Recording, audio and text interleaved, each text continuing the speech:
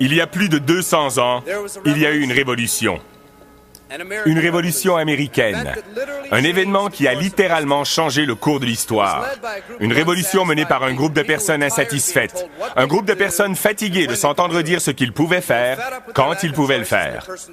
Ces personnes en avaient assez de leur manque de choix et de liberté personnelle. Ces gens en avaient assez d'être contrôlés par d'autres. Ils en avaient assez d'être opprimés, assez d'être manipulés, et ils ont eu le courage de dire « ça suffit, je ne vivrai plus comme ça ».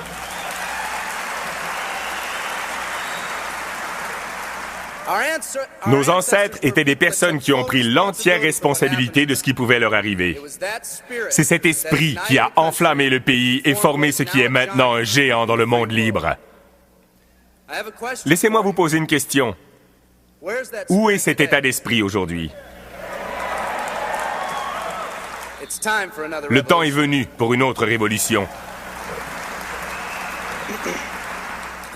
Laissez-moi vous expliquer pourquoi l'une des lois de l'univers s'appelle la loi de l'utilisation. Elle dit simplement que vous perdez tout ce que vous n'utilisez pas. Le manque d'utilisation cause la perte, la dépréciation.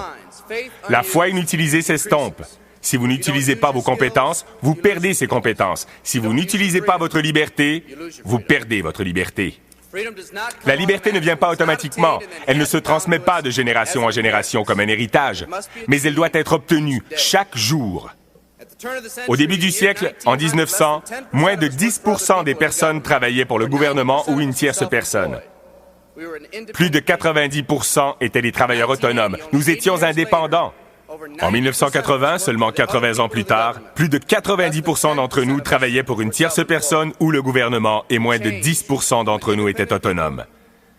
Nous avons évolué de l'indépendance vers la dépendance. Des personnes qui ont pris l'entière responsabilité de tout ce qui leur arrivait vers des personnes qui deviennent talentueuses et expertes dans l'art de blâmer les autres pour leurs problèmes.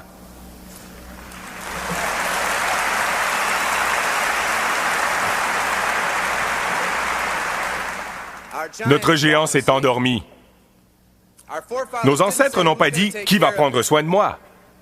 Ils ont simplement dit « Tout ce que je demande, c'est la possibilité d'être libre et la capacité de prendre soin de moi-même et de ma famille. » Aujourd'hui, nous élisons des politiciens pour qu'ils prennent soin de nous.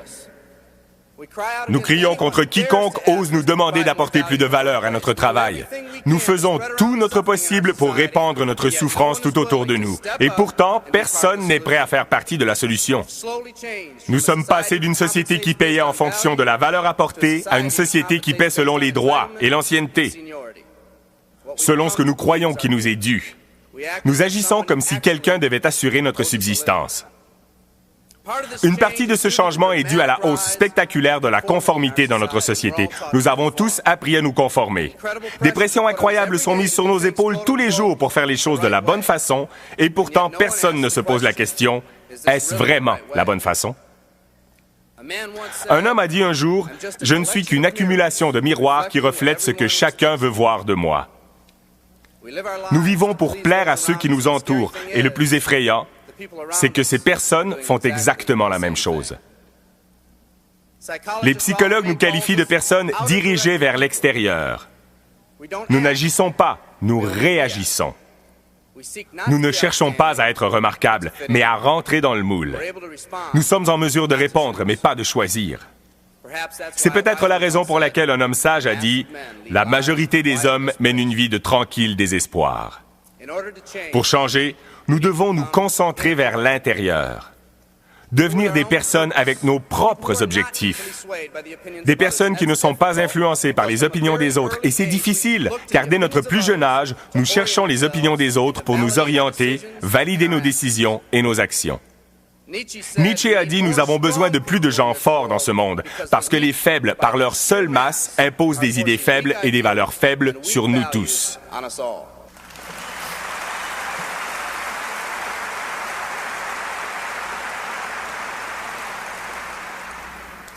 Les changements sociaux et économiques d'aujourd'hui réveillent ce géant endormi. Certaines personnes peuvent ne pas être encore prêtes pour le changement qui se passe aujourd'hui. Peu importe qu'elles soient prêtes ou non. Un vieux proverbe dit « Si vous voulez que vos rêves deviennent réalité, vous devez d'abord vous réveiller. »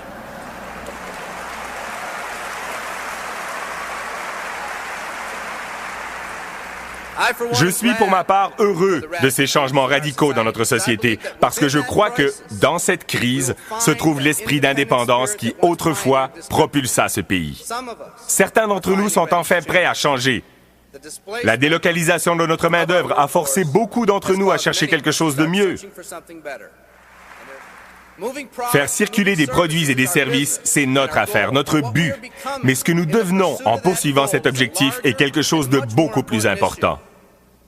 Il s'agit de raviver cet esprit d'indépendance qui aura plus de valeur sur le long terme.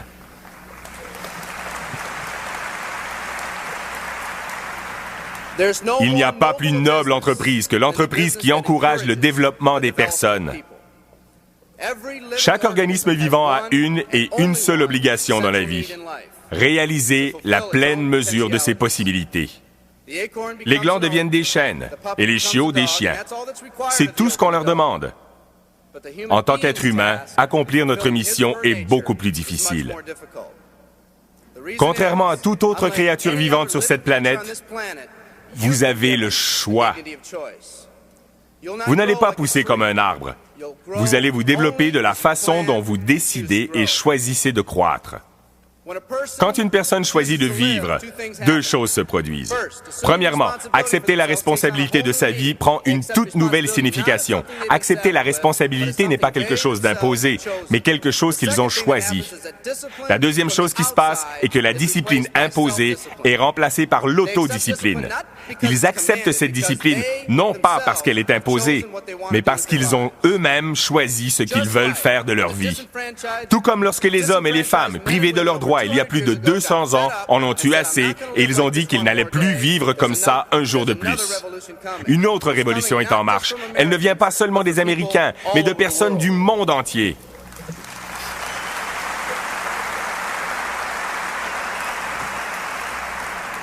Elle vient de personnes qui ont été opprimées, lassées de faire des tâches sans intérêt, qui ont été sous-exploitées, qui ont été offensées ou ignorées, des personnes qui ont vu leurs espoirs maintes et maintes fois écrasés par les circonstances qui les entourent, des personnes qui jouaient le jeu dont les règles n'étaient pas les mêmes pour tout le monde, des personnes dont les rêves ont failli mourir par la force de la négativité et du pessimisme, des personnes qui attendent que la bonne occasion se présente, une occasion qu'elles pourraient saisir et y croire. Un endroit où les gens croiraient en elle. J'entends le grondement de cette révolution chaque jour. Les règles changent et la société est enfin prête pour ce changement. Les gens essaient de vous convaincre de ne pas vous lever. Ils auront parfois les meilleures intentions, mais nous devons lutter contre tout et tout le monde qui essaie d'influencer notre liberté. Et ils essaieront. Croyez-moi, ils essaieront.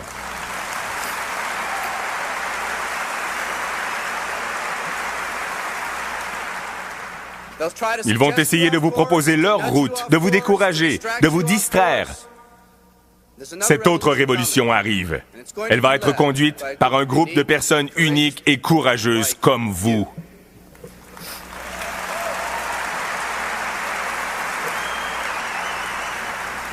Des personnes qui en ont assez de leur quotidien, des personnes qui veulent atteindre le sommet de la montagne. Et si quelqu'un vous dit que vous ne pouvez pas monter cette montagne, que vous n'avez pas d'expérience, dites-leur « Je vais au sommet ».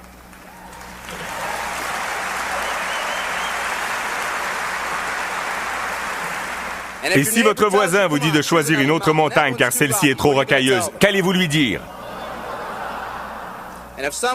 Si quelqu'un vous dit qu'elle est trop raide, qu'allez-vous lui dire? Et si quelqu'un vous dit « Ah, du marketing relationnel », qu'allez-vous lui dire? Et si votre ami vous dit « Pas celle-ci, elle est trop glissante », qu'allez-vous lui dire? Et si quelqu'un vous dit que vous ne pouvez pas monter car c'est trop rocailleux, trop raide, trop glissant, dites-lui « Écoute, je vais au sommet, tu me verras en haut ou mort sur le côté du chemin, mais je ne reviendrai pas en arrière. »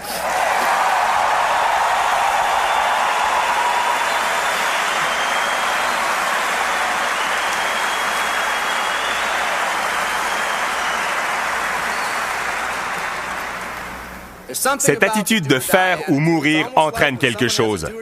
C'est comme si le destin, le temps et les circonstances se rencontraient et se disaient « Écoutez, il dit qu'il le fera ou qu'il mourra. Autant le laisser faire. »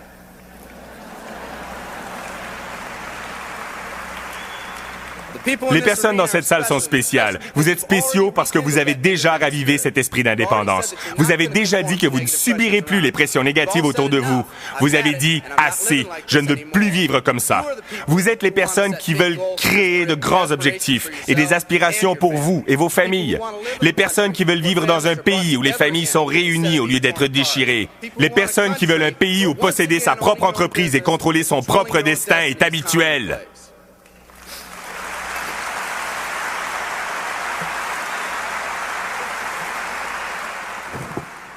Vous êtes les personnes qui veulent un pays où chaque homme, chaque femme et chaque enfant est traité avec le même respect et la même dignité.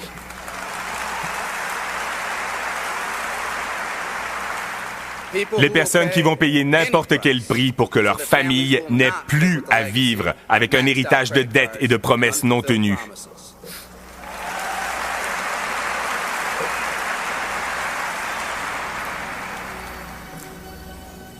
Aujourd'hui, nous sommes à la genèse d'une nouvelle révolution que des personnes comme vous et moi allons conduire. Theodore Roosevelt a dit ces mots il y a quelques décennies et je pense qu'ils sont particulièrement appropriés aujourd'hui. Il a dit « Nous voyons à travers les dangers du bel avenir et nous nous réjouissons comme un géant revigoré. » Les grandes victoires doivent encore être gagnées. Les plus grandes choses sont encore à faire. J'ai rêvé d'une entreprise qui pourrait nous donner la possibilité d'atteindre ses rêves en nous permettant tous de remplir notre propre potentiel. Je vous aime tous. Merci beaucoup.